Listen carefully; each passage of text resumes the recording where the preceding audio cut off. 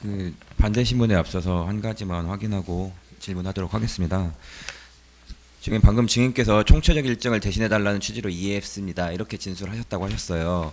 방금 그래서 이 법정에서 말씀하시기를 국정 운영 전반이 아니라 지역 방문 등 여러 가지 행사, 예를 들면 12월 5일에 무역의 날 기념식이 있었습니다. 네, 그런 거. 예, 그런 행사에 대신 참석해 달라는 그런 취지였던 거죠. 예. 그때 아마 윤석열 대통령도 제가 기억으로는 내가 가야 될 행사 같은 그런 것들을 좀 총리가 대신해 주시오라고 이야기를 하신 거지.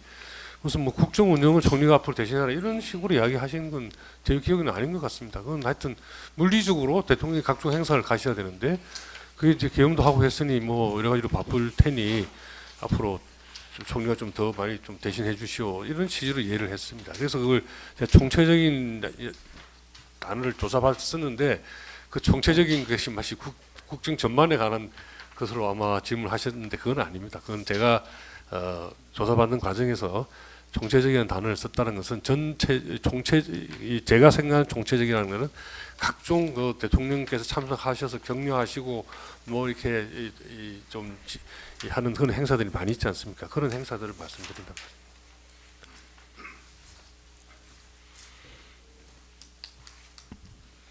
예, 뭐 재판 그 증인신문 전에 잠깐 말씀을 드리면 저희가 아마 시간을 정하기로는 박상우 증인에 대해서 검찰에서 1시간, 저희가 1시간 해서 2시간 잡은 걸로 알고 있는데 지금 1시간 반을 하셔서 사실 저희가 조금 신문을 좀 빨리 저희도 진행을 해야 될까 하는 생각. 물론 이제 오늘 4시에 증인이 불출석한다고는 합니다만 안 그러면 저희가 30분밖에 시간이 없는 게 돼서 그 부분은 조금 배려해 주셨으면 좋겠다는 말씀을 먼저 드립니다. 예. 앞으로 그 뭐 말씀하신 거 배려하도록 하고요. 다만 아까 재판장님께서 처음에 시작하실 때 다음 증인이 불출석한다고 말씀하셔서 저희가 그렇게 한 겁니다. 예. 네, 일단 뭐 나중에 말씀드리겠는데 일단 다음 주부터는 제가 신문 사항도 조금씩 제한할 수가 있습니다. 질문 그 좀 양해를 미리 하시고요. 네. 말씀 약간 시간적인 제한도 있고 앞에 여러 증인이 이제 중복되는 부분이 있을 수 있기 때문에 제가 들어보고 신문 하시다 중간 제가 끊을 수도 있는데 그 부분 미리 좀 양해를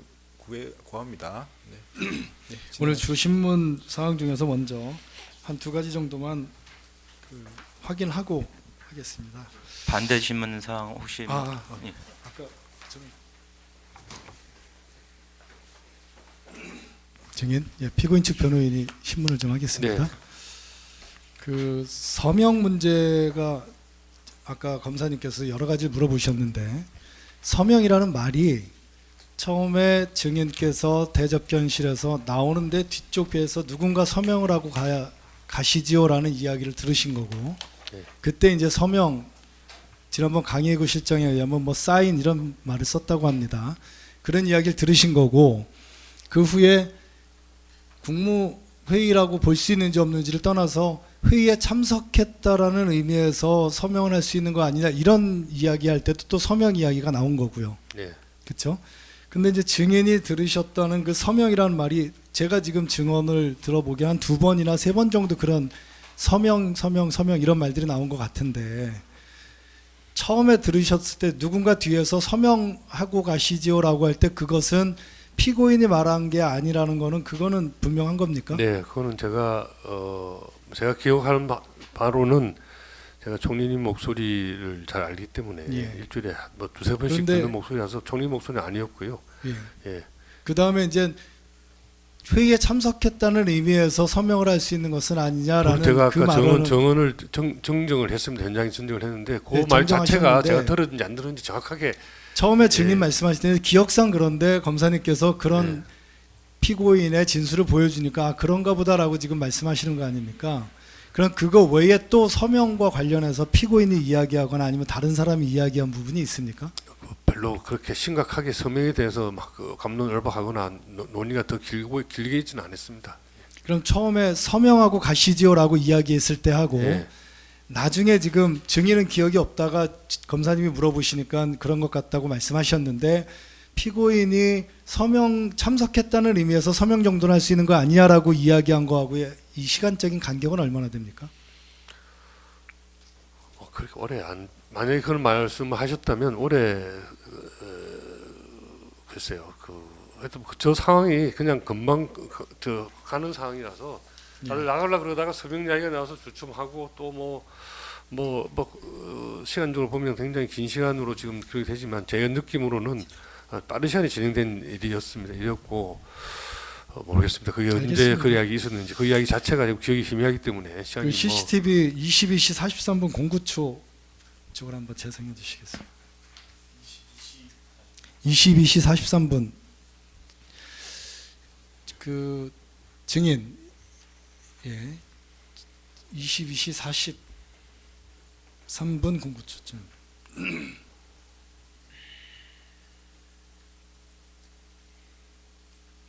증인 이제 막 나갔다 들어왔다는 이런 어수선한 상황이거든요.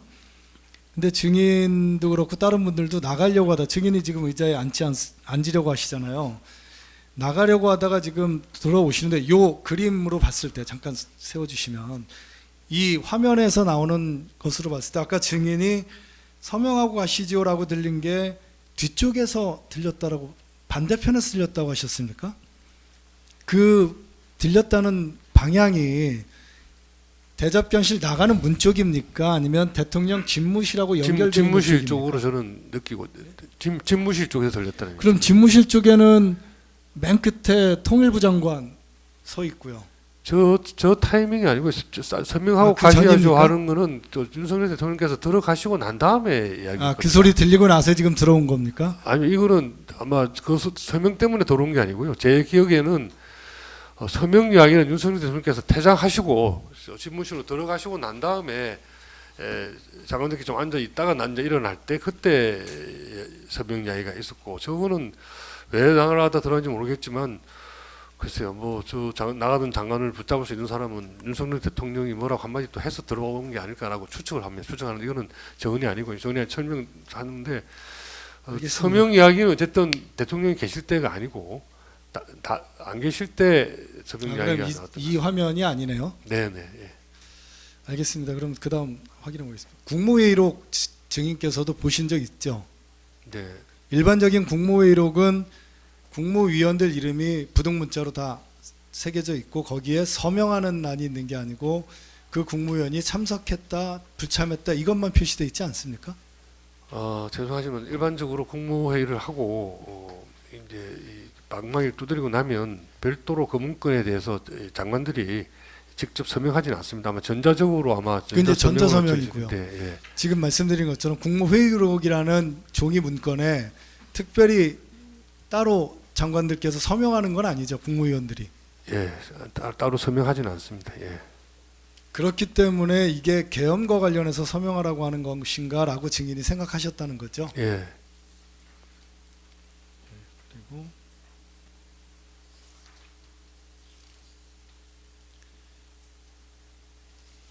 그 아까 34만 관련인데 최상목, 조태열, 조기용 세 장관은 떠났지 않습니까? 예. 그리고 나머지 분들은 증인을 비롯해서 남아 있었어요. 그 남아 있는 분들이 그 계엄을 찬성하는 입장에서 계엄에 대해서 논의하기 위해서 남아 계셨던 겁니까? 계엄은 이미 엎질러진 물이었고요. 예. 그래서 저 자리에서 내가 찬성하고 반대하고가 할 그게 아니었습니다. 이미 군대들은 동원이 돼 있고. 제가 묻는 취지는 예. 계엄에 찬성하는 입장에서 이 계엄을 어떻게 수습을 할지 수습이라는 표현도 쓰셨는데 이 계엄을 어떻게 진행을 할지 유지할지 이런 것들을 상의하려고 남으신 겁니까? 아닙니다. 그분은 아니고요. 그 행정부 행정각부의 장관으로서 일단은 이제 계엄이라는 사태가 발생이 했으니 어쨌든 이 국민들의 일상을 정상적으로 또는 대외 경제 신인도라든지 물가라든지 여러 가지 사항들을 정상적으로 유지해야 되겠다라는 것이 저희들한테 또 주어진 과제라고 저는 그때 생각을 했습니다. 그게 계엄으로 인한 후폭풍이나 아니면 계엄으로 인한 여파나 후유증이나 이런 것들을 과연 장관으로서 관리하기 위해서 그 부분을 상의하기 위해서 남으신 상의는 거예요? 안 했습니다. 그때 상의는 안 했고 상의하신 건 상의하고 그럴 만큼 아름답고 예쁜 시간이 아니었고요. 아니 아까 재판장님 말씀하신 것처럼 최상목 부총리, 조태열 장관, 조경호 장관은 다 그 자리를 떠났지 않습니까? 그 양반들은 저보다 더 급하죠. 왜냐하면 조태열은 외국 공간에 연락도 해야 되고 예를 들면 최상목은 미국 달러 시장부터 지금 챙겨야 될 입장이라서 그 자리에 있을 이유가 없습니다. 그분들은 이제 본인들의 담당 분야를 오늘 대처하기 위해서 하루도 대책을 지금 세우기 빨리 위해서 가신 거고. 시급하게 지금 체크하러 가야 될 입장에 있는 분들이고요. 저는 사실은 그 정도로 긴박한 현안은 아니기 때문에 아까 말씀하신 것처럼 총리님께서 계속 말씀을 하고 계시는 제가 자리를 박차고 일어나서 나오기가 모시는 장관 입장에서 좀 불손한 것 같아서 제가 계속 그냥 앉아 있었던 것입니다. 마지막 한 가지만 확인하겠습니다. 아까 이제 저희가 처음에 다른 공직 변호인이 물어본 건데 행사를 대신 가달라라는 의미를 향후 총체적인 일정을 관리해달라 이런 취지로 증인이 생각하셨어요. 예, 그렇게 진술하셨는데 계엄을 선포하게 되면 계엄 전후로 대통령의 역할이나 대통령이 어떤 일을 수행하는데 제한이 되는 건 아니죠. 정확하게 모르겠습니다. 계엄에 제가- 대해서 그러니까 계엄으로 인해서 대통령이 예를 들면 대통령 탄핵이 되면 예, 대통령 업무를 수행할 수 없잖아요. 예, 대통령 직위를 수행할 수 없기 때문에 국무총리가 대통령을 대행하지 않습니까? 예. 계엄이라는 비상 상황에 대해서 대통령을 대신해서 대통령 직분을 수행해달라라는 의미로 전혀 지금 그렇게 이야기한 것도 아니지 않습니까? 그럴 일이 아니기 때문에 네. 그리고 비상계엄이 선포됐으니 비상계엄에 따른 후속 조치든 비상계엄에 따른 국정관리를 총리가 대신해달라 이렇게 이야기한 것도 이야기 안 아니죠. 했습니다. 제가 그 특검 진술 받다가 총체적이라는 단어를 하나 쓴 걸 가지고 자꾸 이 검사님들이 그걸 가지고 질문하시는데 그 총체적이라는 거는 아까 말씀드린 뭐 무역의 날 행사 또 어디 저 지역 방문 등등 대통령께서 가셔야 될 행사가 수없이 많이 있을 텐데 그 일정을 총리께서 좀 대신해 달라 뭐 이런 뜻으로 제가 이해를 했습니다. 윤 대통령이 어떤 취지로 이야기하셨는지는 좀 모르겠으나 제가 그 자리에서 듣기로는 그렇게 이해를 했고요. 그게 제가 특검에서 조사받으면서 총체적으로는 단어를 쓴 거는 그런 일반적인 행사 관련되는 총체적인 거지 특정 어떤 행사가 아니고 여러 가지 이 법용 행사를 다 통틀어서 말씀하신 거다라는 뜻으로 이해했다라고 말씀드린 거지 정치적인 뭐 이 정무적인 일을 포함하는 대통령으로서의 권한을 다 행사해달라 이렇게 받아들이는 건 절대 아닙니다. 그러니까 총체적이란 말은 들은 말이 아니고 그런 말이 아니고 제가 생각을 그렇게 했는데 그 중에 단어가 그런 네. 총체적이라는 단어가 썼는데 제가 쓴 총체적인 뜻은 그런 뜻이었다라고 말씀을 드리는 겁니다. 네, 질문하시죠. 저 이제 준비한 신문사항 중에서 중복되는 부분들은 생략하고 질문하도록 하겠습니다. 증인 비상계엄 선포와 관련해서는 대통령이 계엄과 그 해제 이러한 사항들은 국무회의 심의 거쳐야 되는 사항인 것은 알고 있습니까? 예, 그건 뭐 기본적으로 알고 있습니다. 그리고 이 사건 계엄이 있었던 2024년 12월 3일 기준으로 윤석열 정부 국무위원은 여가부 장관이 공석인 상태였기 때문에 대통령 총리를 제외하면 총 18명이었죠. 뒤에 알았습니다. 그 당시에는 뭐 그렇게 숫자를 세고 다니지는 않았고요. 나중에 이제 그리고 당시 국무회의는 대통령 국무총리를 포함해서 11명이 출석해야 개의할 수 있는 상황이었고요. 그것도 뒤에 알았습니다. 나중에 알았습니다. 나중에 알았습니다. 예. 국무회의의 이러한 개의 요건이나 절차를 준비하는 일은 국무회의 간사인 행정안전부의 의정관이 확인하고 수행하는 거죠. 이것도 나중에 하셨습니까? 뭐 제가 공무원생활 오래 했기 때문에 그게 정확하게 행안부 소관이라는 것은 행사 준비하고 이 기록 행정적으로 이 손을 들여서 준비하는 건 행안부 소관이지만 사실 이제 총리실에서 굉장히 또 많이 역할을 하죠. 하기는. 네. 사망입니다. 증인께서 그 당일 07시 30분경에 정부 서울청사에서 있었던 국무위원들 조찬 간담회 참석하셨죠? 이 12월 3일 이야기입니까? 그렇습니다. 예, 예. 그리고 10시에는 국무총리 주재하는 국무회의에 참석한 사실이 있으시고요. 예, 예. 그 조찬과 국무회의에서는 주로 어떤 논의를 하셨습니까? 뭐 일반적인 안건이라서 통상적인 국무회의 안건을 논의하셨습니까? 예. 거기에서 국방부 장관이었던 김용현 장관이 참석했습니까? 모르겠습니다. 예. 기억이 없으시고요. 그 국무회의에 참석한 국무위원들 간에서 혹시 비상계엄이라는 말을 그 당시에 이야기한 분이 있었습니까? 한 명도 없습니다. 그럼 뭐 비상의 비자도 아무도 뭐 이야기한 적도 없고 상상도 못하는. 예, 사항과 사의 강항 생략하겠습니다. 증인이 이렇게 좀 바꿔서 물어보겠습니다. 나항을 비상계엄 선포일에 아까 청와대로부터 그 이제 대통령실로부터 전화를 받고 대통령실을 가게 됐잖아요. 이동하는 과정에서 다른 국무위원들이나 누군가와 전화 연락을 한 사실이 있습니까? 없습니다. 예. 그럼 이날 이동할 때 아까 증언을 제가 들은 바로는 국무회의 할 것은 전혀 예상하지 못했고 증인이 담당하고 있는 업무 분야와 관련해서 대통령이 무언가 질문을 하거나 상의하려고 하시나 보다라고 해서 그걸 챙겨서 그 안건을 챙겨서 들어가셨다는 거죠. 예. 5항입니다. 증인은 대통령실 5층에 있는 대접견실에 입실을 하셨는데 그때 통상 국무회의라는 거는 대통령실 2층에 있었던 국무회의장에서 열리죠. 그렇습니다. 예. 근데 증인께서 입실하신 거는 대통령실의 5층에 있는 대접견실이었고요. 대통령한테 보고하러 가면 집무실에 가서 보고를 하는데 거기에 딸린 회의실 같은 방이 아까 그 그렇죠. 방이었습니다. 예. 구조가 대통령 직무실로 통하는 문도 있고 대통령 직무실로 바로 들어가는 문도 있고 이 접견실 쪽으로 통하는 문이 있고 하는 그런 구조잖아요. 그렇습니다. 예. 그럼 거기서 통상 보고 전에 대기하는 곳이다. 대기하는 곳이 아니고요. 대기는 다른 데서 하고 이제 연락이 오면 가면 왼편 문을 열고 들어가면 대통령 집무실이 원탁이 있는 대통령 집무실이 있는데 거기는 우리가 장관들이 가서 보고를 하면 거기서 보고를 합니다. 근데 지금 아까 그 장소에는 한 번도 가본 적이 없죠. 예. 증인이 대접견실 도착했을 때는 이미 대통령이 대접견실을 떠나서 비상계엄을 선포하고 있는 시간이었죠.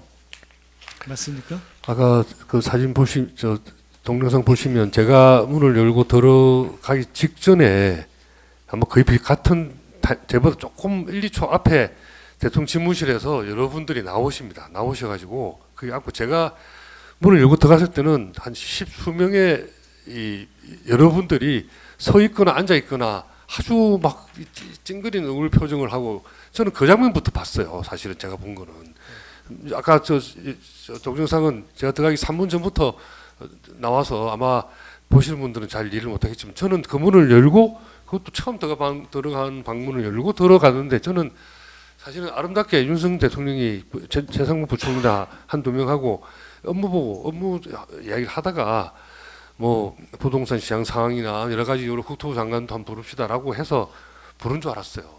그런데 들어가 보니까 문을 여니까 10명 이상의 사람들이 서 있거나 막 앉아서 이렇게 다들 이렇게 패닉에 빠진 정말 찡그러진 얼굴 표정으로 하고 앉아 계신 앉자마자 대통령이 담화를 발표하고 그런 상황이었습니다. 다항과랑 생략하겠습니다. 6항입니다.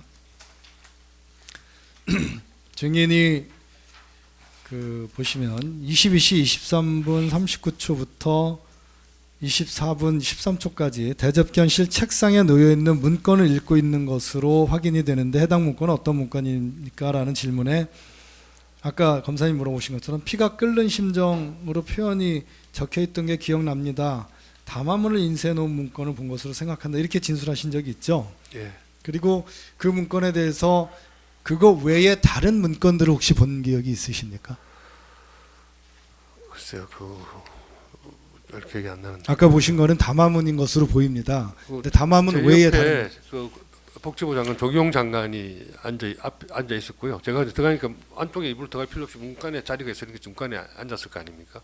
조경 장관이 옆자리에 있는데 보니까 문간 앞에 있어서 제가 끌어당겨서 이렇게 봤더니 첫 줄 정도 읽었던 것 같아요. 그러니까 뭐 그게 비상계엄 선포문이었던 거네요. 거의 그거 외에 다른 것들을 그러니까 담화문 외에 외에 다른 다른 거는 것들은 제가 보신 본 게 기억이 없습니까? 7항 생략하겠습니다. 가항 피고인이 이건 증인이 아니고요. 피고인이 담화문이나 비상계엄 선포문 외에 다른 문서를 가지고서 최상목 부총리 또는 다른 국무위원들과 상의하는 것을 본 적 있으세요? 글쎄요, 제가 조금 사실 조금 떨어져 있는 자리에 있고 해서 뭐 그렇게까지 구체적으로 보신 본 기억이 기억이 없습니까? 없습니다. 예. 증인 포고령은 그러면 보셨습니까? 포고령은 계엄사령부 포고령 제1호라는 나중에 봤을 것 같고 그것도 그 자리에서 봤는지 언제 어디에 벌써 보신 모르겠어요. 거예요? 기사 나는 후에 보신 겁니까? 그때 좀 봤을 건데. 예. 언론 기사를 통해서 보신 겁니까? 글쎄 그걸 뭐 그렇게 물어보시니까 하여튼 아까 말씀드린 그 발표할 때는 조경 장관 앞자리에 있는 담화문 뭐 그 정도 제가 땡겨서 읽어봤고 포고문은 정식으로 본 적은 없는 것 같은데. 예. 9항 생략하고 10항은 대답하셨기 때문에 조금 바꿔서 가항과 같이 물어보겠습니다.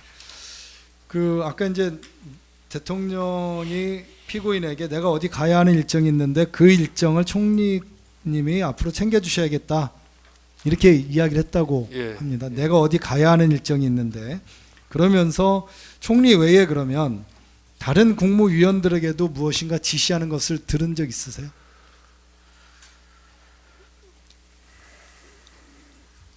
지금 총리인 피고인에게는 그런 워딩을 정확히 말씀하셨어요. 그때 특별하게 이제 맨투맨으로 지시 같은 거 한 것은 이 워딩을 한 건 기억이 나는 건 잘 없고요. 아까 말한 대로 한 장씩 뭘 줬던 것 같아요. 몇 개 장관님한테.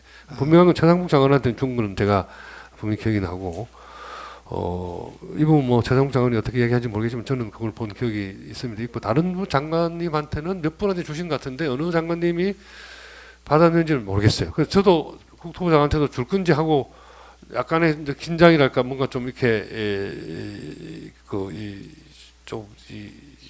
주의 깊게 봤는데 저한테는 안 주시더라고요. 개별적인 문건을 받은 사람이 누구였는지 기억나십니까? 최상목 외에는 기억이 없다니까요. 몇 분한테 최상목 주셨는데 외에는 예, 그거 아마 CCTV 보면 나오실 텐데 그거는 예. 최상목 외에는 제가 느끼기에는 기억이 없고요. 다른 장관 어느 장관이 받았는지는 근데 저한테 그러니까 다른 사람한테도 줬으니까 나한테도 줄 건지 하고 제가 약간의 그 준비 내지는 긴장 같은 걸 했었는데 저한테 안 주시고 넘어가더라고요. 그리고 나중에 뭐, 나항은 대답하셨기 때문에 생략하고요. 다항도 생략하겠습니다. 라항입니다. 뭐 라항도 지금 요거는 지금 증인 말씀하신 것 관련해서 보충적으로 이렇게 여쭤보겠습니다. 최상목 장관에게는 문건을 줬다고 보셨잖아요. 네. 그 외에 박성재 장관이나 이상민 장관이나 아니면 총리님이나 이런 분들에게 대통령이 무슨 개별적으로 문건 주는 거를 보신 적은 있습니까? 없습니다. 예, 예. 아니, 없다기보다 기억이 없습니다. 예. 그래서 아까 이게 개별적으로 뭔가 주나 보다라고 생각하신 건 최상목 장관에게 주는 걸 보셨기 때문에 증인에게도 주고 누구에게도 주나 이렇게 생각하셨다는 거죠. 증인이 그렇게 추측하신 겁니까? 당연히 이제 동료 장관이 받으니까 저한테도 줄 건지 하고 이 준비 내지는 마음속에서 얼러트하는 그런 심정을 갖는 거는 자연스럽지 않겠습니까? 좀 그 정도로 제가 지금 기억을 하고 있는데 저한테는 안 주시고 넘어가시더라고요. 그래서 알겠습니다. 예. 11항입니다. 22시 39분 27초 CCTV 재생 좀 부탁드립니다.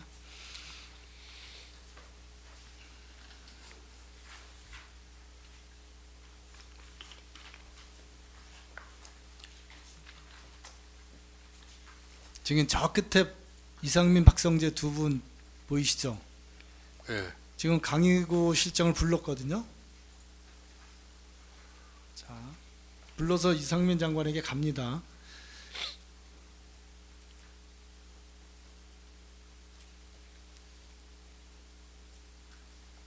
박성재 장관이 뭐라고 이야기하고요. 그때 증인 맨 왼쪽에서 세 번째 앉으셨거든요. 네. 이때 무슨 이야기를 했는지는 안 들리셨습니까? 기억이 없습니다. 무슨 얘기를 나눴는지 혹시 그러니까 이야기 나누는 건 본 기억은 나세요? 실장으로 추정되는 분이 절로 가는 거는 기억이 나요. 기억이 나는데 그 예. 무슨 이야기를 했는지 그거는 잘 모르겠습니다. 그리고 이게 멀어서 그럼 무슨 얘기인지 들리지도 들릴 않으셨던 만큼 거예요? 큰 소리 이야기를 안 했던 것 같고요. 예. 그냥 보기만 하신 거고요. 알겠습니다. 아까 이제 그 서명과 관련해서 저희가 준비한 걸 한번 여쭤보면 22시 43분 08초로 한번 보시면요. 이 강희구 실장이 누군지는 아시죠? 네. 예, 여기 지금 왔다가 바로 나가는 지금 문 열고 바로 나갔던 분 여기 앞에 서 있다가 나가거든요. 예. 이 강희구 부속실장이 대접견실로 들어와서 대접견실에 있는 장관들에게 무언가를 말을 하니까 장관들이 다시 대접견실로 들어오는 걸로 확인이 되거든요.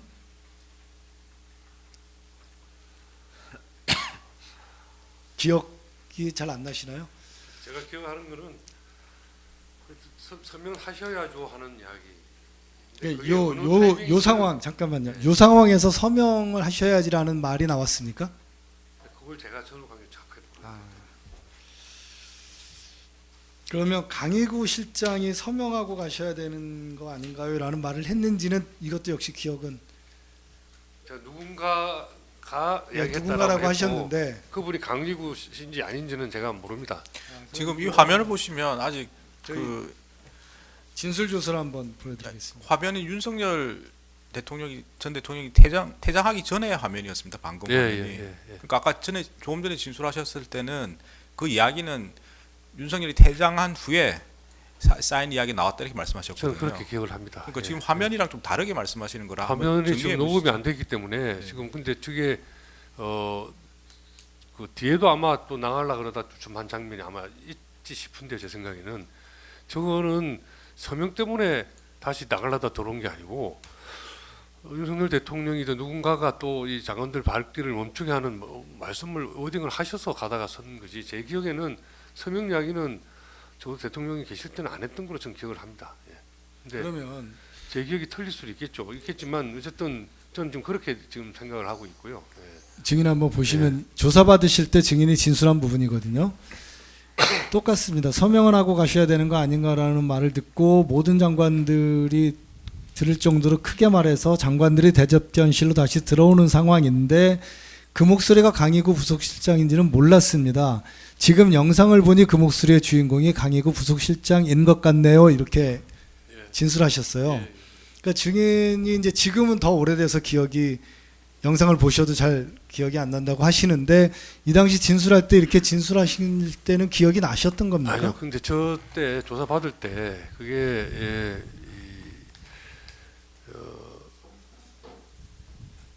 저 타이밍에 그러니까 저 대통령도 있는 타이밍에 강희구 씨가 이야기를 했는지 이렇게 조사를 받은 게 아니고 제가 답변한 거는 서명하고 가셔야죠 되는 게 아닌가라고 이야기를 듣고 그것 때문에 장관들이 좀 주춤했을 것 같아. 그리고 그게 누구의 목소리인지는 모르겠다. 내가 아는 목소리는 아니다라고 이야기를 했는 건데 이제 이 특검에서 이제 그거를 저 타이밍에 그렇게 이야기한 거로 아마 저렇게 조서를 만드셨대요. 제가 조서 확인을 했지만 그것까지 면밀하게 시간까지 확인 사인을 맞추지는 못했습니다. 근데 지금 제가 전 때에 서서 이런 이야기하는 게 굉장히 저한테도 위험한 이야기가 될 수 있는데 제가 지금 기억하기로는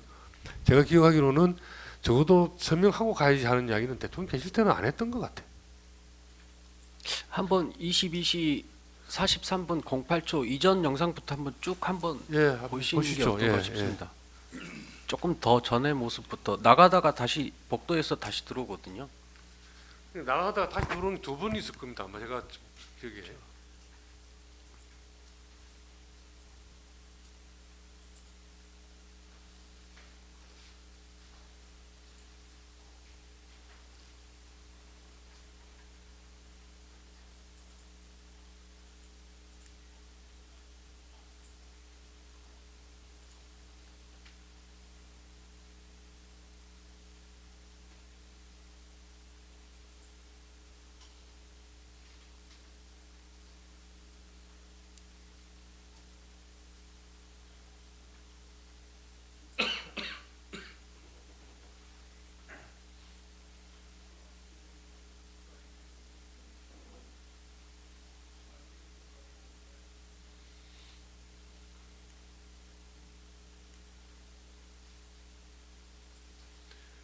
그러니까 특검 조사는 저 타이밍에 이제 조사 서명하고 가라는 이야기가 있었던 것으로 그렇게 지금 구성이 되어 있는데요.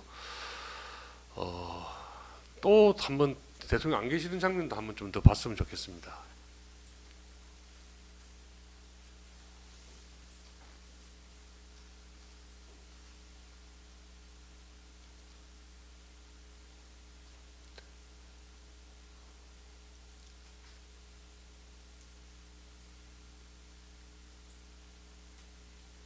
여기 이 상황에서 누군가 서명하고 하시죠 이 말을 할 분이 없는데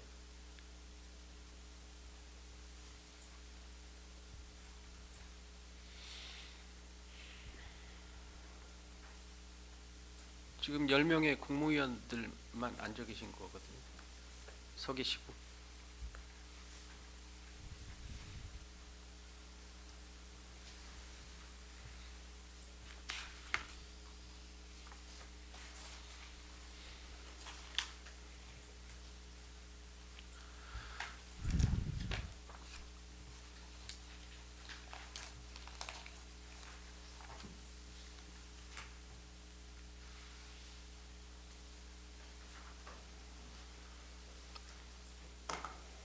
아까 그 저 집무실 쪽에서 들었다라고 하셨는데 네, 네, 제 생각에는 저기 증인께서 나가시다가 다시 들어오는 과정에서 뒤쪽에서 증인의 뒤통수 쪽에서 아닙니다. 누가 아닙니다. 이야기하신 거 아니에요? 복도 아닙니다. 쪽으로부터.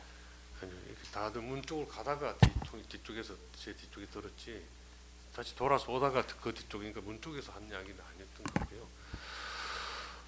근데 그게 뭐 언제 그 이야기를 했냐 하는 것이 그게 뭐 얼마나 중요한지 모르겠습니다만 제 기억에는 적어도 상황이 다 끝나고 대통령이 계시했을 때는 뭔가 앞으로 뭐 세게 하자, 뭐 이렇게 뭐 하자 이렇게 계엄에 관한 이야기들을 하셨어요. 계엄 처리라든지 이런 되는 이야기를 하셨고, 그러고 이제 상황이 다 끝나고 파장돼서 나가려 그러는데 뒤에서 난데없이 서명하고 가셔야죠라고 해서 다들 멈칫멈칫하고 서명해야 되는 거. 이게 뭐지, 뭔 서명? 뭐 이렇게 생각을 했던 거로 저는 기억을 합니다. 예, 다음 질문하시죠. 증인이나 다른 국무위원들 중에서 대접견실에서 퇴실하기 전에 실제 서명한 분은 아무도 없는 거고요. 서명할 서류가 없었다니까. 예, 아무도 서명한 없어요. 분이 없었죠. 13항입니다. 지금 요거는 좀 그 진술하신 내용이나 질문이 많은데 한번 잘 보시고요. 여기에 보면 대통령이 이미 비상계엄을 선포한 상황에서 국무회의가 있었다는 사정이나 비상계엄 선포에 대한 국무위원회 의결이 있었다는 사정을 뒷받침하기 위해 국무위원들의 서명을 받고자 한덕수 국무총리, 박성재 법무부 장관, 이상민 행안부 장관이 강의구 부속실장으로 하여금 국무위원들의 서명을 받기 위한 준비를 한 것이 아닌가요? 이렇게 수사기관에서 질문을 받으셨어요. 그 증인이 그런데 지금 영상을 보니 법률가이자 대통령과 가까운 박성재, 이상민 장관이 주도적으로 깊이 관여했을 것으로 보이는 모습들이 확인되어 그렇게 보여지는 것이 합리적이다라고 추론합니다. 이렇게 진술하셨거든요. 기억나십니까? 예, 그러면 윤석열 대통령이 지금 이 국무위원들 서명도 받고 뭐 박성재, 이상민 장관을 통해서 서명받기 위해서 주도적으로 관여한 것이 합리적이다라고 지금께서 진술하신 게 결국 피고인이 그러면 비상계엄 선포에 대한 국무위원들의 의결이 있었다는 사정을 뒷받침하기 위해서 피고인이 국무위원들의 서명을 받고자 한 사실은 없다라는 뜻인 거죠. 이 말씀하신 취지가 대통령이 그렇게 하려고 했다는 거라고 그렇게 지금 진술하신 거 아닙니까? 누군가가 했다는 얘기죠. 제가 특정인을 아마 지명하지는 않았을 겁니다. 저쪽에 일단 그 부분 넘어가죠. 왜냐하면 답변 자체가 뭐 증인의 추론이라고 지금 진술을 하고 있는 거라 그냥 판단의 문제인 것 같습니다. 그래서 어떤 취지는 알겠는데 이게 증인이 구체적으로 보고 들은 게 아니고 그냥 증인 추론에 대해서 또 질문을 하시니까 생략하셔도 될 것 같습니다. 14항 넘어가겠습니다. 증인은 2024년 12월 4일 01시 02분경에 국회가 비상계엄 해제 요구 결의안을 가결했을 때 그때 증인은 어디에 계셨습니까? 국토부 서울 사무실에 있었습니다. 국토부 사무실에서 서울 사무소에서 정동에 있는 서울 사무실에 있었습니다. 그리고 방기선 국무조정실장으로부터 국무회의장으로 이번에 와달라고 요청을 받으셨고 네. 04시 27분경에 개의된 비상계엄 해제 결의를 위한 국무회의에 참석하셨던 거고요. 그렇죠? 예. 그 해제 요구 결의안이 가결된 것은 01시 03분경이고 국무회의 소집이 있었던 것은 02시 17분경이거든요. 그리고 비상계엄 국무회의가 열린 것은 04시 27분경입니다. 그러면 해제 요구 결의안이 가결된 때를 기준으로 하면 3시간 20분이 넘게 소요가 됐지 않습니까?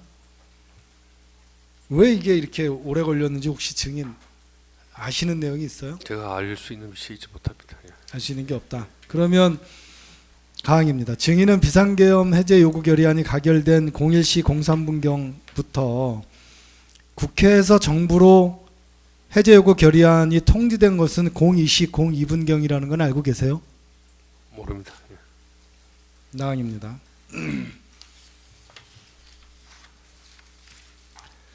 증인이 방기선 국무조정실장 전화를 받고 02시 35분 43초에 대통령실에 입실하셨거든요.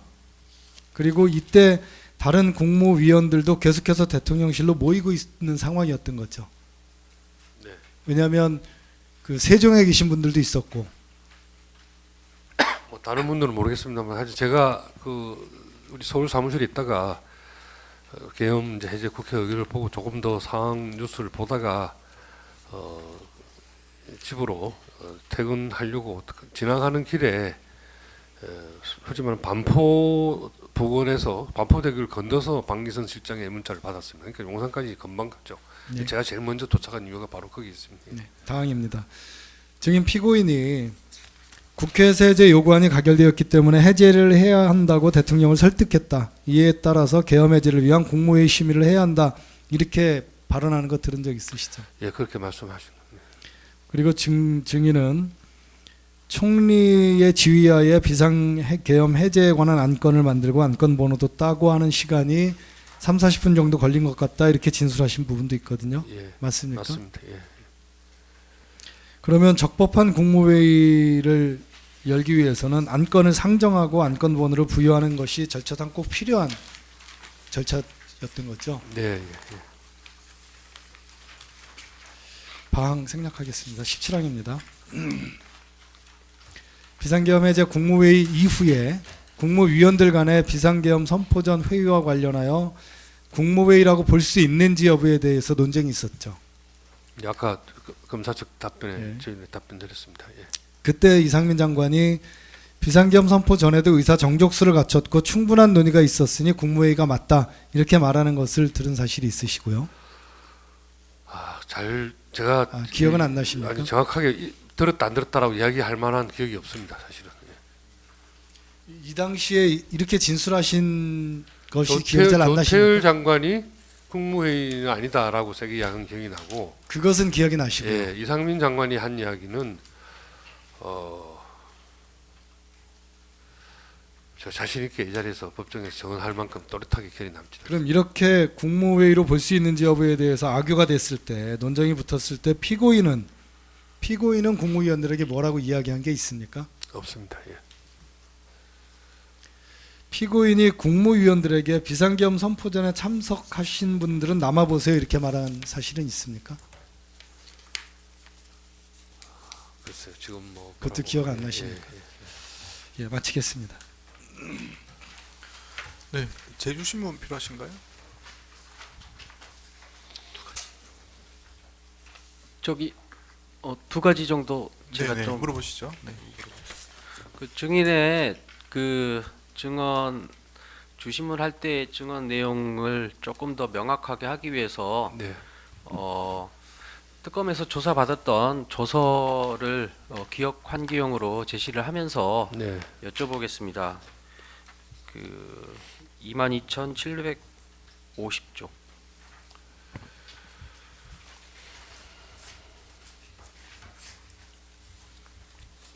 뭐 증인이 이 수사기관에서 조사 받으시면서 피의자로서 입건되신 적 있어요? 한 번도 없습니다. 어쨌든 그 참고인의 자격으로 조사를 받았던 거고 예. 오늘도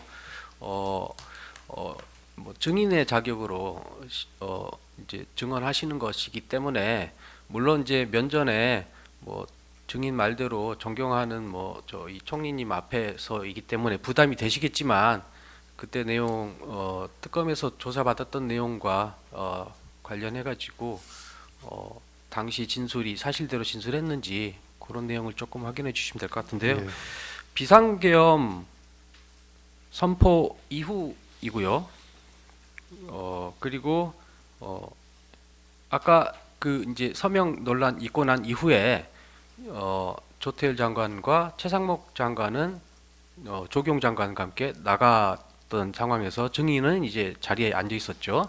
그리고 이제 총리께서 한참 뭐 여러 가지 손짓까지 써가면서 거기 남아 있는 국무위원들에게 여러 가지 이야기를 하는 장면이 나오는데요. 그때 그 관련해서 어떤 이야기가 오고 갔느냐라는 질문에 증인이 비상계엄 이후에 법률적으로 무엇이 문제가 되는지, 비상계엄 이후 행정각부가 어떻게 움직여야 되는지 등에 대한 대화가 있었던 것 같은데 정확한 기억은 나지 않습니다. 또 그런 질문에 또 한덕수, 박성재, 이상민은 비상계엄 이후 법률적으로 무엇이 문제가 된다고 대화하던가요? 계엄법 등이 언급되면서 법률적으로 누구에게 어떤 권한이 있는지 등의 대화가 있었던 것으로 기억하는데 구체적으로 누구에게 무슨 권한이 있다는 대화였는지 기억이 나지 않습니다. 이렇게 진술하였었는데 이런 취지로 대화가 오고 갔던 것은 맞습니까? 예, 저 정원은 제가 확인해 드릴 수 있습니다. 예.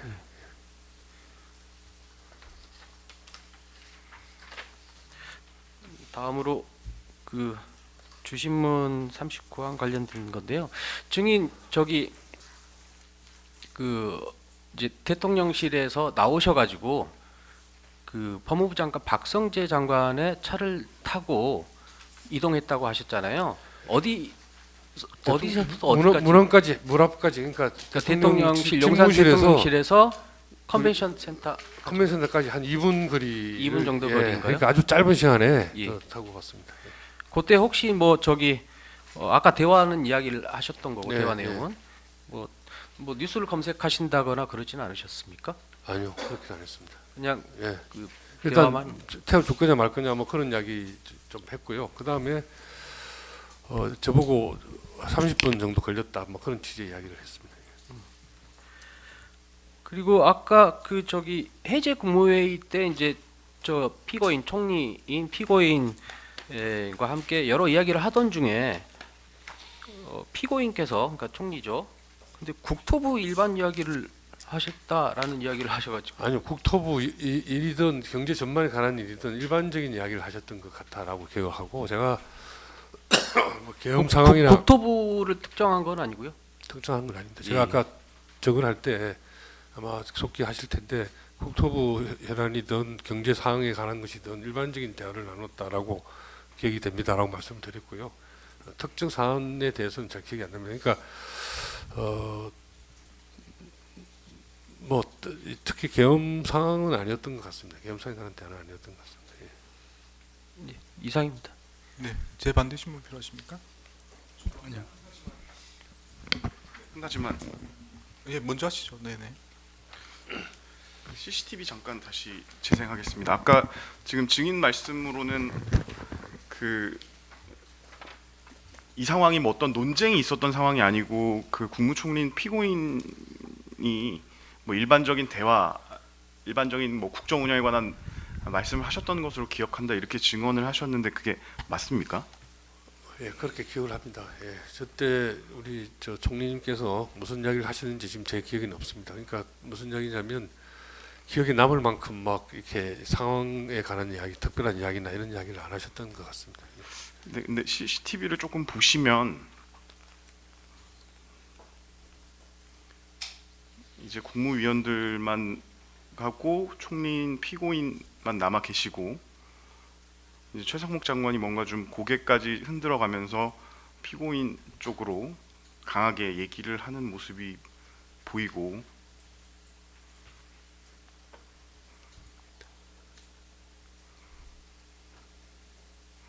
지금 이제 최상목 장관이 집무실 문을 가리키는 게 아마 대통령께서 들으실까봐 이제 이것도 문을 닫아라 할 정도로 뭔가 격하게 그 논쟁이 오고 갔던 것으로 보입니다.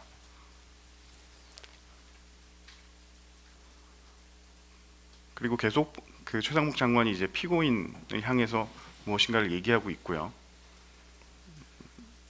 뭐 제스처나 이런 것을 봤을 때는 뭔가 반대를 하는 듯한 얘기가 오고 가는 걸로 보이고 반면에 이제 뭐 피고인이나 아마 이상민 장관 쪽을 향해서 무엇인가 그에 대한 또 그 최상목 장관과는 반대되는 입장에서 어떤 대화가 오고 가는 걸로 보이고요. 제 기억에는요, 논쟁은 아니고 하여튼 최상국 장관이 아까 말씀하신 드린 대로 네, 이렇게 얘기를 하다가 이제 최상목 장관이 네, 저는 동일할 수 조태열 없습니다. 장관, 조계훈 장관 퇴실을 하시고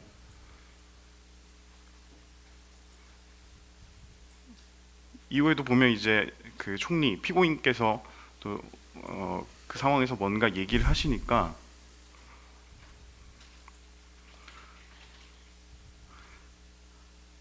그 앞에 송미령 장관 그리고 제일 밑에 있는 그 오영주 장관도 뭔가 이렇게 손짓을 해가면서 얘기를 하는 모습이 확인이 됩니다.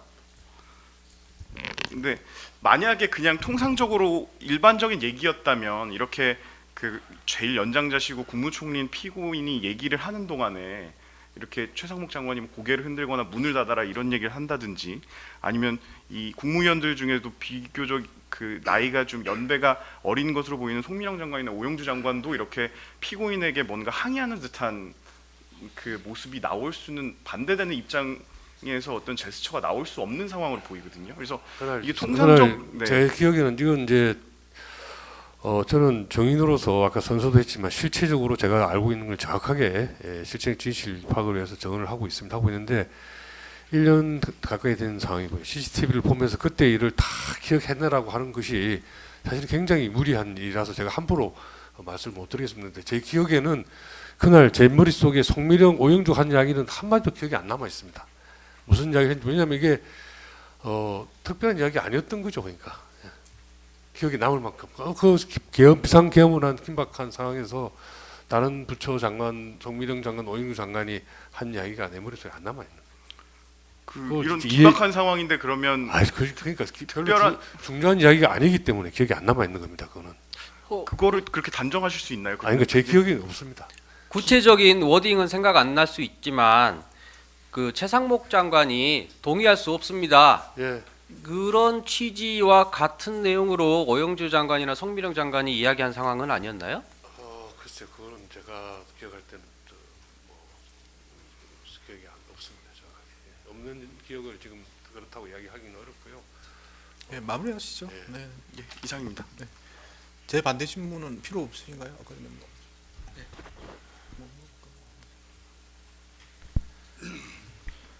저 증인, 제가 몇 가지만 좀 여쭤보겠습니다. 그 조금 아까 보신 CCTV 장면 관련해 가지고 이게 나가려다가 이제 다시 돌아오시잖아요. 그리고 뭐 최상목, 조태열, 조교용 장관 어차피 뭐 금방 나갈 사람들이어서 그런지 계속 서 있는데, 증인은 거의 바로 의자 앞으로 가서 그 의자를 빼고 앉으려고 하시다가 바로 앉으시는 것 같더라고요.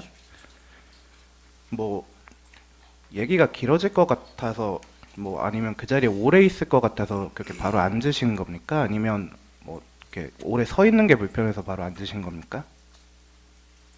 그게 뭐 크게 의미 있는 행동이라고 생각하지 않습니다. 왜 그랬는지 저도 모르겠습니다. 왜 앉았는지. 다만 아까 말씀드린 대로 그분들이 나가시고 나서도 제가 계속 앉아 있었던 것은 정의님께서 말씀을 계속 하고 계셨기 때문에 제가 그냥 중간에 자리를 이렇게 하고 나오기가 죄송해서 그냥 계속 듣고 있었고요. 듣는 것 자체가 사실은 다른 국무위원들이 무슨 이야기 하는지 듣는 것이 제가 상황 판단하는데 좀 도움이 될 것 같다는 생각도 했었던 것 같습니다. 그런 이유로 앉아 있었던 거고요. 뭐 왜 서 있었느냐, 왜 다른 사람 서서 나가는데 왜 앉았느냐라고 물으시면 잘 기억은 안 나신다는 거예요? 전혀 기억할 수 없는 상황을 물으신 겁니다. 아까 뭐 최상목 장관 이렇게 바쁘게 나간 거 관련해 가지고 뭐 그 비상계엄이 선포되면 뭐 후폭풍이나 상황을 이렇게 관리하는 게 장관으로서 수행해야 될 과제다, 이렇게 말씀하셨던 것 같은데 맞나요? 저는 그렇게 생각합니다. 그 증인의 평소 생각입니까? 아니면 그날 뭐 그 자리에서 나왔던 얘기입니까? 공무원으로서 각부 장관이 계엄에 제가 찬성을 하고 반대하고 하는 것은 나중에 이제 뒤에 또 정치적인 정무적인 판단을 해야 될 때가 오거나 할 수 있을 때 할 행동이고, 그런 상황에서는 그 행정부의 장관으로서는 일단은 국민들의 일상을 유지하는 것이 제일 급선무라고 생각합니다. 그래서 최상목은 외환시장 살피러 갔고요, 내 생각에. 그다음에 조태열 장관도 각국 공간에 뭐 연락하고 뭐 외교적으로 뭐 이렇게 대처해야 될 일이 있어서 황급히 나갔다고 생각을 합니다. 그날 그 자리에서 이런 얘기 들어보신 적은 없으시다는 거예요? 뭐 장관이니까 빨리 뭐 상황 관리를 잘 하라, 뭐 이런 지시 받으신 기억은 없습니까? 지시 받은 게 아니고 아까 윤석열 대통령이 발표하고 들어와서 앞으로 뭐 이렇게 적극적으로 세게 하자 이런 취지의 말씀을 하셨어요. 그 이야기가 뭐냐면 각부 장관들 거기 있는 또 뭐 청와대 수석들한테 독려하신 거죠. 그게 뭐 일종의 지시라면 지시고, 그래서 계엄을 발표했으니 여기 계신 여러분들이 상황 관리를 잘 해서 계엄이 성공적으로 정착되도록 뭐 열심히 해라 이런 취지의 말씀하신 거예요. 그날 윤석열 대통령이 앉아서 이야기를 하셨다는 게. 그 선포 관련 국무회의 끝나고 이제 대통령실 빠져나갈 때 그 박성재 장관하고 차를 같이 타고 나가셨다고 하셨잖아요.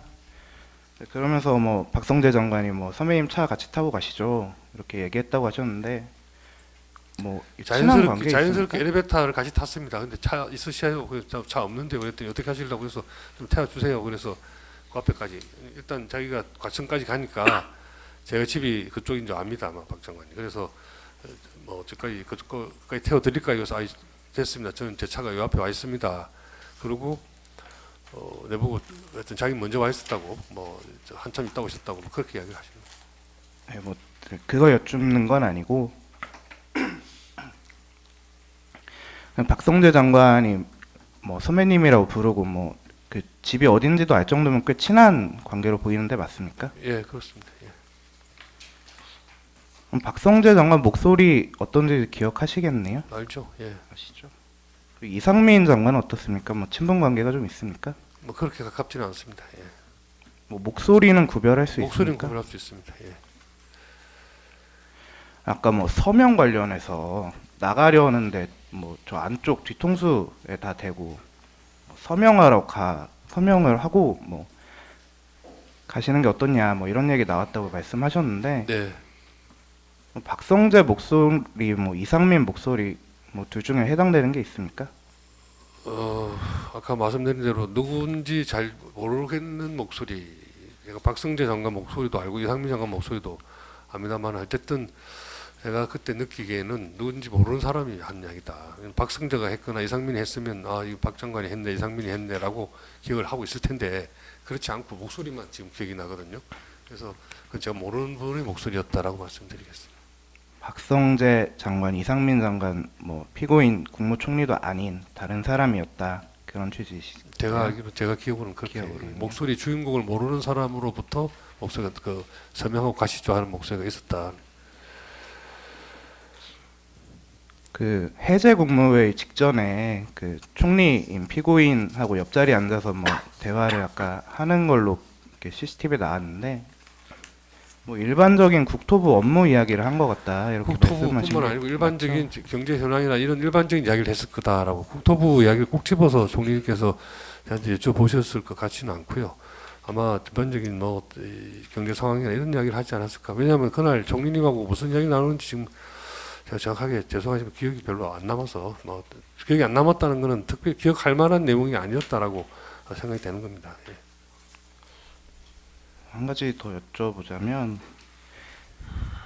그 수사 받으실 때인가 뭐 비상계엄 선포하면 뭐 윤석열 전 대통령이 총리인 피고인한테 뭐 행사를 대신 참석해 달라 이런 부탁을 무슨 뜻으로 이렇게 이해했냐고 아까 질문을 받으셨고 거기에 대해서 뭐 계엄 선포하면 대통령이 바쁠 테니까 뭐 행사를 대신 참석해 달라는 취지로 이해했다 그렇게 답변하셨던 것 같은데 맞나요? 예.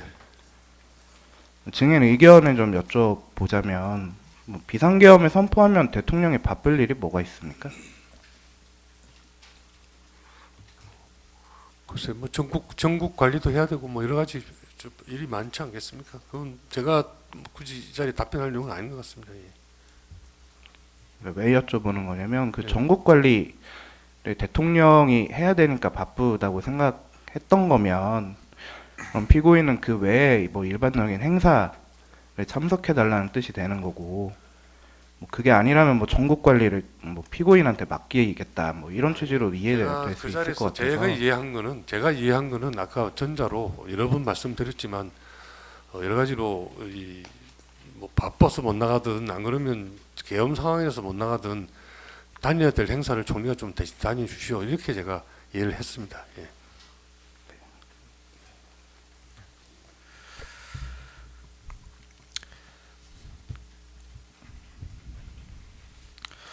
아까 이제 국회에서 비상계엄 해제 결의할 즈음에 정의는 정동에 있는 서울 사무실에 있었다 이렇게 말씀하셨는데 네, 그렇습니다.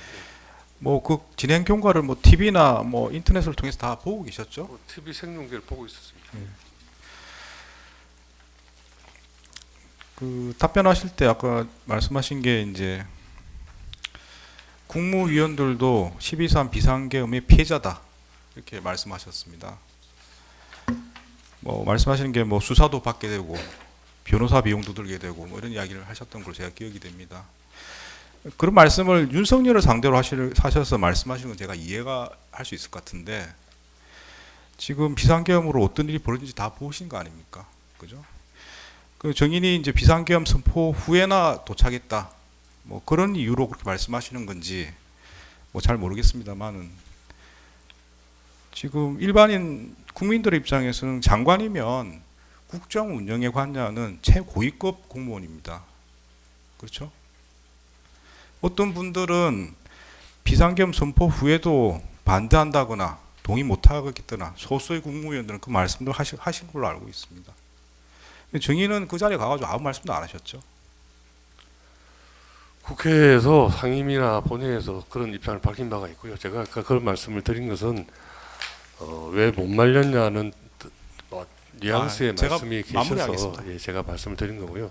비상계엄은 정말 잘못된 일이라고 생각을 합니다. 그리고 뭐 아까 재판장님 지적하신 것처럼 국무위원들이 어쨌든 국무위원으로서 사전에 알았든 몰랐든 책임이 없다고 할 수 없습니다. 그건 저희도 인정을 하고 거기에 대해서 뭐 실적법적인 책임이 있든 또 도의적인 책임이 있든 어쨌든 그 국무위원이었다는 이유로 굉장히 송구스럽게 생각을 합니다. 하는데 아까 왜 못 말렸냐 하는 뜻의 말씀들이 오가서 사실은 이제 제가 좀 억울한 심정을 토로한 면이 있습니다만 그렇게 이해해 주시길 부탁드리겠습니다. 제가 못 말렸다고 이렇게 물어본 건 아닙니다. 법적인 책임을 떠나서 어떠냐고 제가 여쭤봤던 것이고 그러면 방금 말씀하신 부분은 이제 뭐 일반 국민들이 보셨을 때는 국무위원회 한 사람으로서 그런 생각이 든다는 거 말씀하시는 건가요? 비상계엄에 대해서 아까 말씀드린 것처럼 뭐 굉장히 잘못된 그 일이었다라고 생각을 합니다. 생각을 하고 대통령을 모시는 이 각부 장관이고 국무위원회 입장에서 그런 일이 발생하게 된 것은 제가 거의 사전에 알았든 뭐 말릴 수 있는 위치에 있었든 어쨌든 그런 걸 떠나서 국문이었다는 이유만으로도 굉장히 국민들에게 송구스럽게 생각을 합니다. 이게 제가 드리는 솔직한 진심이 어린 말씀이고요. 아까 말씀드린 것들은 그런 와중에 저희들도 사실 이렇게 고초를 같이 겪고 있다는 말씀을 드린 겁니다. 네, 정의심 마치겠습니다. 돌아가시면 되겠습니다. 네.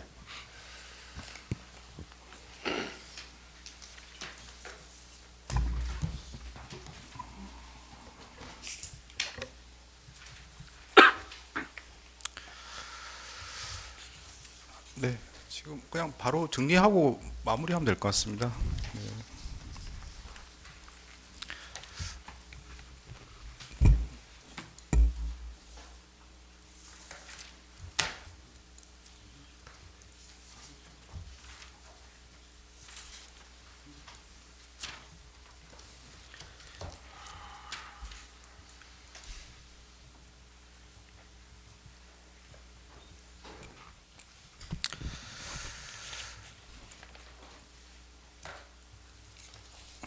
네, 정인 불출석 했을 때 어떻게 할지는 다 동일하게 뭐 처리할 건 아니고 정인의 어떤 정인인지 그리고 어떠한 사유로 어떤 사유가 있는 것을 주장하는지 어떤 사유가 있을 것으로 예정이 되는지 여러 가지를 고려해서 다르게 처리할 예정입니다.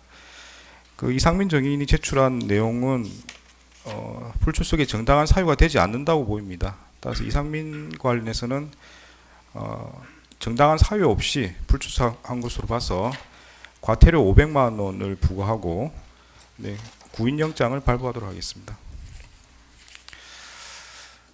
네, 그리고 지금 아마 본인 재판 때문에 아마 일정이 수요일로 아마 정해야 될 걸로 보이는데요. 혹시 뭐 이상민 관련 재판 일정 혹시 알고 계십니까? 잠깐 여기 방청석에 이상민 그 사건 담당 검사 한 명이 나와 있어서 좀 그 자리에 해도 되겠습니까, 재판장님? 한번 이야기를 듣고 전달하시면 되겠습니다. 예. 말씀을 바로 하시는 건 좀 적절하지 않은 것 같고요. 매주 월요일? 매주 월요일에 재판이 있답니다. 네, 알겠습니다. 그럼 수요일로 잡겠습니다. 수요일로 하고 그러면 11월 19일 오전 10시로 이상민에 대한 정의신문기를 잡고요. 저희가 구인영장을 발부하도록 하겠습니다.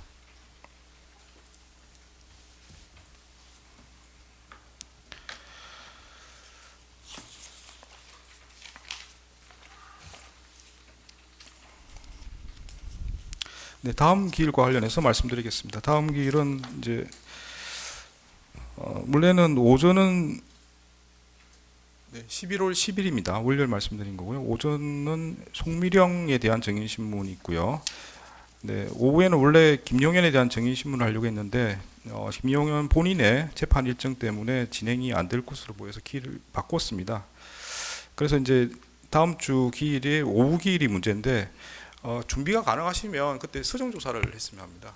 그래서 예, 알겠습니다. 4시간 정도 확보가 가능할 것 같고 서정 조사를 미리 하면 이제 정인신문과 관련해서 불출석하게 되면 그 뒤에 기일을 잡을 수 있을 것 같아서 그 비는 시간은 서정 조사를 하려고 합니다. 괜찮겠습니까? 예, 알겠습니다. 네, 혹시 그 변호사께서도 지금 이제 검찰 측 서정 조사를 먼저 할 텐데 거기에 이제 마무리되면 바로 변호인 측에서도 필요하신 의견 진술 기회를 드릴 겁니다. 그래서 그것도 미리 좀 준비를 하셔야 될 것 같습니다. 지금 제가 이야기로는 11월 10일 오전에 송미령 증인 신문하고 오후에 서증조사 네네 그렇습니다. 하시겠다는 거죠. 예, 예.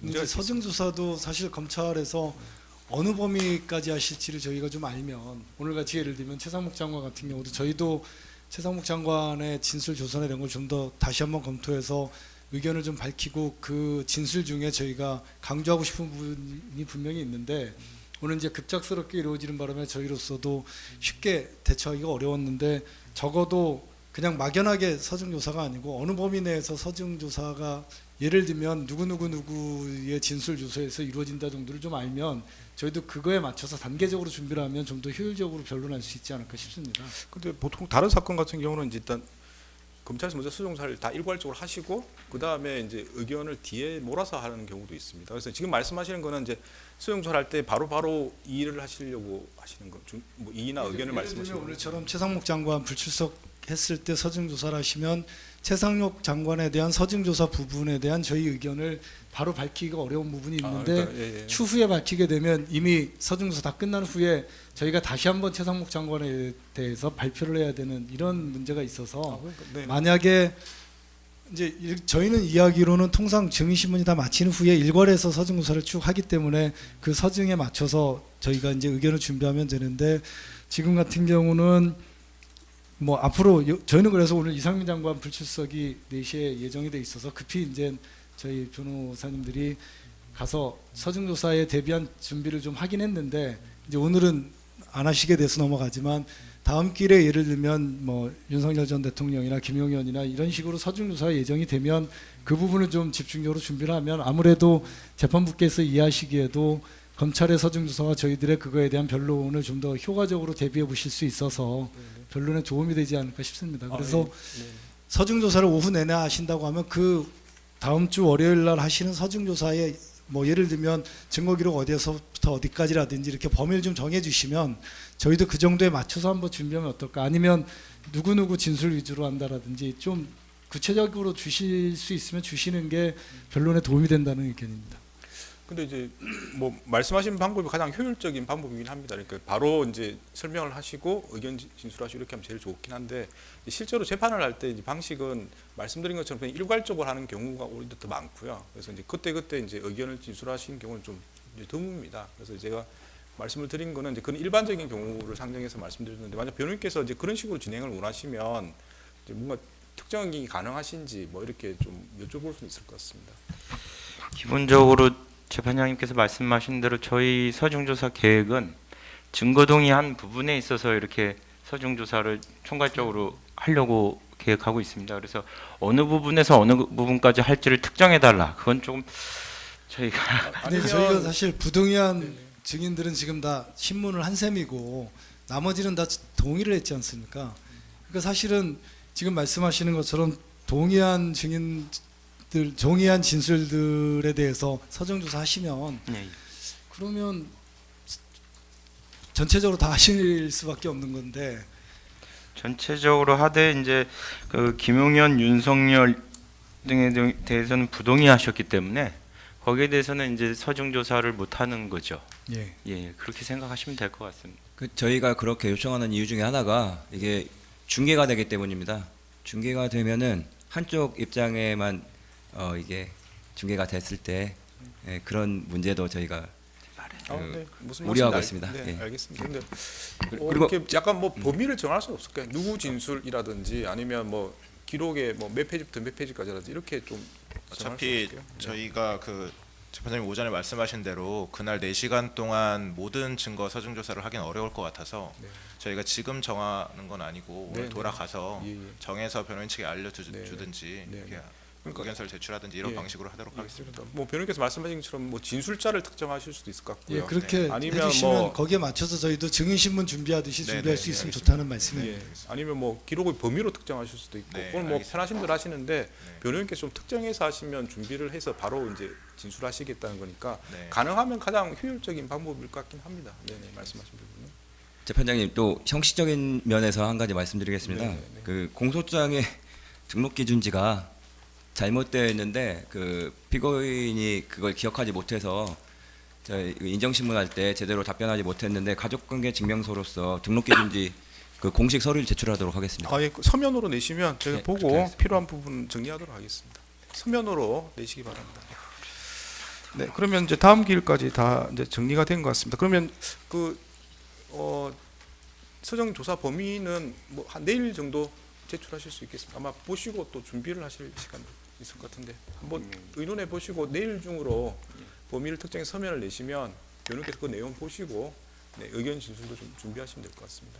네, 그렇게 재판장님 그리고 그러면 11월 17일 오전은 아직 그 특정이 안 돼 있는 상황이신가요? 17일 오전은 최상목 소환입니다. 아, 최상목이요? 예. 네, 또 뭐 말씀하실 게 있으면 확인하실 게 있으면 물어보시죠. 됐습니다. 네, 뭐 더 하실 말씀 없으시면 오늘 재판 여기서 마치겠습니다. 네, 돌아가시면 되겠습니다.